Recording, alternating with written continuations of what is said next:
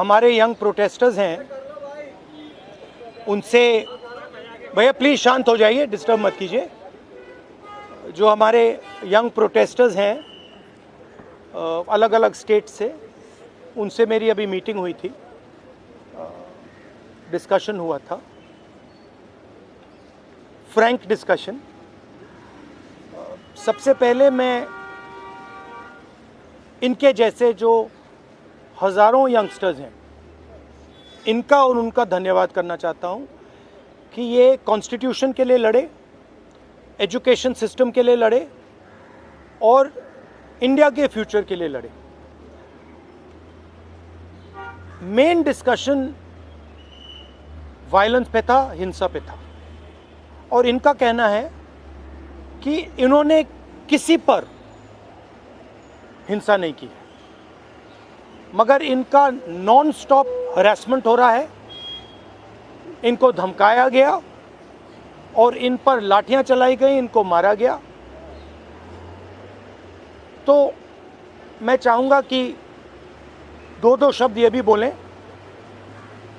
बहुत अच्छा लगा क्योंकि मेन बात इन्होंने बोली कि देखिए, जब अन्याय होता है, चाहे किसी और पे भी अन्याय होता है, एज ए सिटीजन हमारी जिम्मेदारी है कि उस व्यक्ति को हम प्रोटेक्ट करें, उसकी रक्षा करें। और ये मुझे कॉन्स्टिट्यूशनल वैल्यू लगती है, नेशनलिस्ट वैल्यू लगती है। I am very proud of all of you.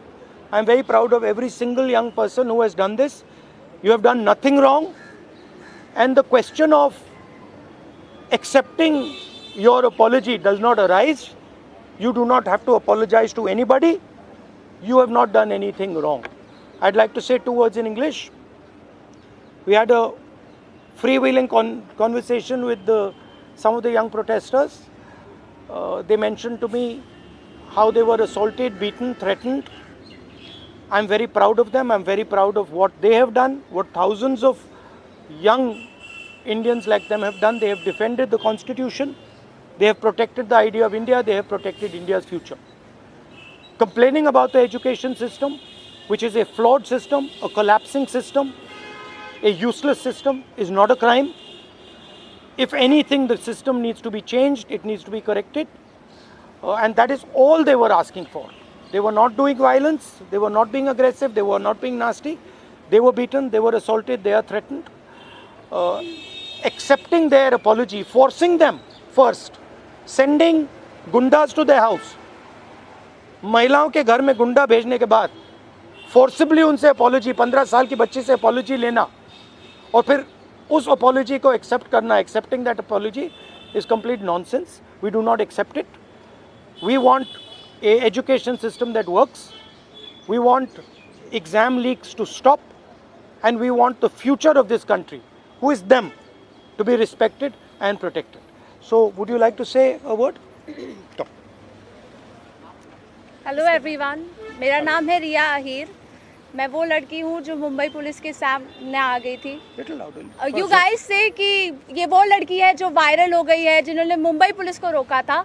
But मैं मीडिया से ये कहना चाहूँगी, मैं वो लड़की हूँ जिन्होंने 20 बच्चों को अनलॉफुली डिटेन होने से रोका था. Please change your narrative, change your perspective. पर जो भी मैंने किया उसकी वजह से मुझे बहुत हरास किया जा रहा है. ट्रोलिंग नहीं बोलूँगी मैं, क्योंकि ये ट्रोलिंग नहीं है, ये क्राइम है.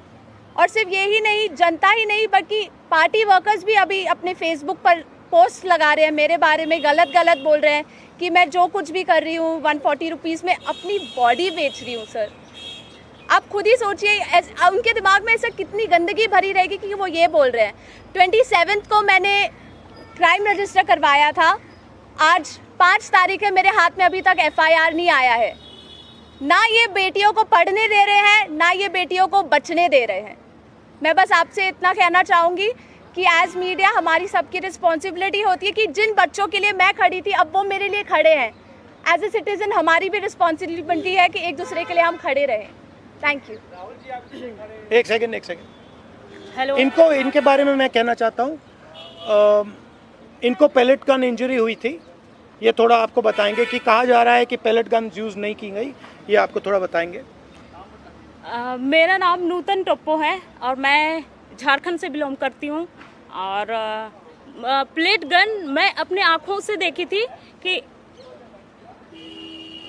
हमारे साइड गन पॉइंट किया हुआ था और जैसे ही मैं मुड़ती हूँ ऐसे पीछे से मुझे गन फायर किया गया और मुझे पता अच्छी तरह से पता है मुझे गन से ही फायर में लगी है, प्लेट गन से ही लगी है, बस मुझे ये पता है। पर जब जब देश में जंतर मंतर में 20 तारीख और जब जब अन्याय के खिलाफ हमें खड़ा होने का मौका मिले हम खड़ा होंगे जरूर। मैं फरहनाज उत्तर प्रदेश से आई हूँ। मैं एज अ ग्रेजुएशन स्टूडेंट हूँ, लेकिन हम जब 20 तारीख को जंतर मंतर पे एकदम पीसफुल होकर प्रोटेस्ट कर रहे थे, ये पुलिस के गुंडे बहुत बुरी तरीके से हमको मारे। इतने बुरा इंजर्ड करने के बाद में ये लोग हम लोगों पे ये बोलते हैं कि अगर आप कार्रवाई करोगे तो हम लोग भी डायरेक्ट कार्रवाई करेंगे। देन उसके बाद भी जब इनसे ये नहीं बना तो ये लोग कहने लगे, ये पुलिस का कहना था कि इनका नाम क्योंकि मुसलमान नाम से इन लोगों ने जज किया कि मैं फरहनाज। पहले इन्होंने मुझे मारने के बाद बस में बिठाया, 3 घंटे तक लिटरली रखे और फिर उसके बाद बोलते हैं कि नाम क्या। मैंने कहा फरहनाज। इनकी लिस्ट अलग बनाई जाएगी क्योंकि ये लोग देशद्रोही हैं। तो सर अगर हम लोग शांति से प्रोटेस्ट कर रहे हैं क्या हम देशद्रोही हैं? क्योंकि हम लोग नॉर्मल लगा रहे थे वंदे भारत और भारत माता की जय, उसके बावजूद भी हम लोग को मारने के बाद देशद्रोही बोलते। तो ये इन्होंने हमारे साथ किया। उसके साथ साथ सोशल मीडिया पे लगातार आ रहा है कि अरे ये लोग सिर्फ देशद्रोही पना करने गए थे। तो मेरा यही कहना है कि अगर आप लोग इस तरीके से करते रहोगे लेकिन हम लोग बाज नहीं आएंगे। हम हक के लिए, अपने देश के लिए हमेशा खड़े रहेंगे। जय हिंद, जय भारत। मेरा नाम भरत बानाइत है। मैं नागपुर से आया था जो जंतर मंतर के लिए प्रोटेस्ट किया था।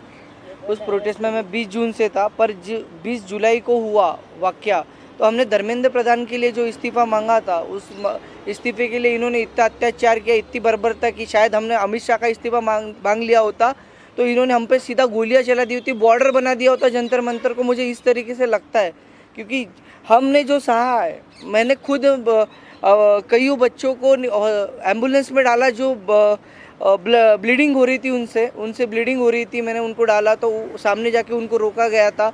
उनको रोकने के बाद उनको फिर जिनके सर पे लगी थी उनके पैर तोड़े गए और जिनके पैर टूटे थे उनके सर फोड़े गए, हाथ तोड़े गए।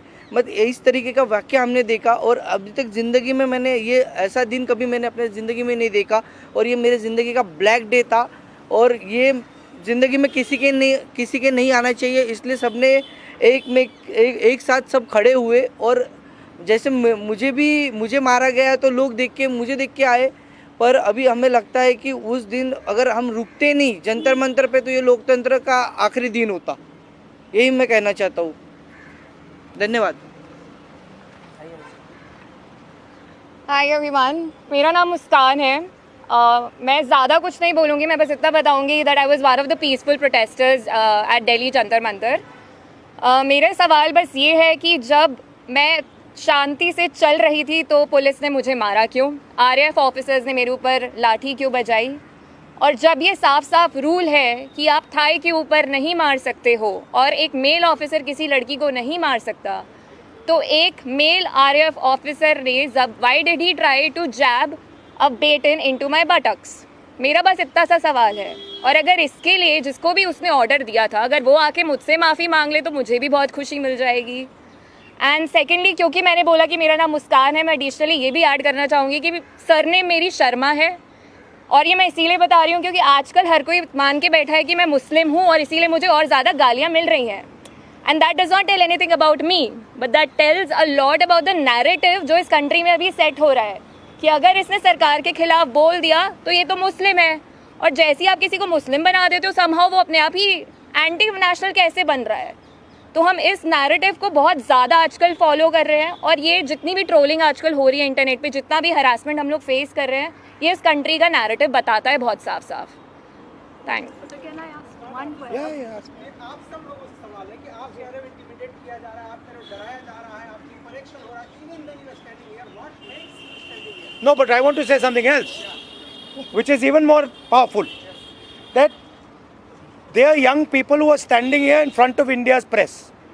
But Amit Shah and the Prime Minister don't have the courage to stand here. अगर ये बाहर जाएगा उसके बाद हमें रोज़ और गालियाँ पड़ने वाली हैं।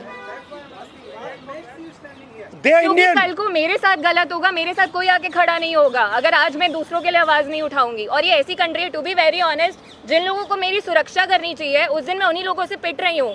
सो as a woman of this country, please tell me where am I suppose to go to for my protection. मुझे बस आप इतना बता दीजिए। Just 1 second. One second. मेरा बस एक सवाल है जो भी ये देख रहा है उनसे, क्या जस्टिस आपको सिर्फ तभी मिल सकता है जब आप कोई कॉन्स्टिट्यूशनल वर्कर हो, या आर्टिकल 14 के हिसाब से जस्टिस सबके लिए इक्वल है? ये मेरा सवाल है।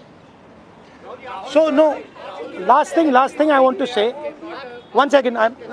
We're not taking any more questions. Last thing I want to say is that for them to come here, जो आपने बोला, it is an act of courage. It is not easy for them to come here.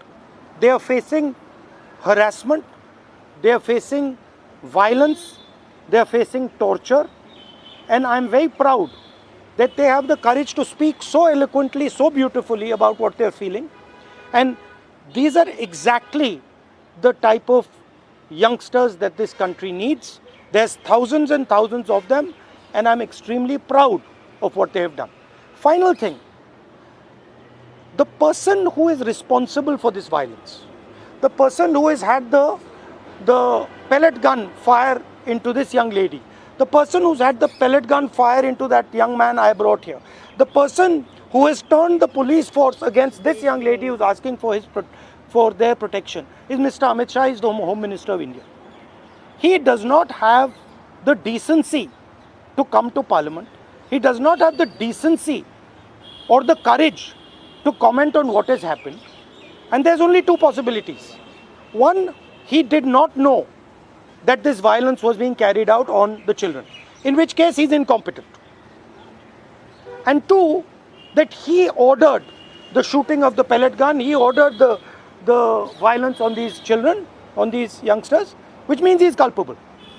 Either way, he is responsible. Thank you very much, and thank you very much for coming. All the best. Thank you.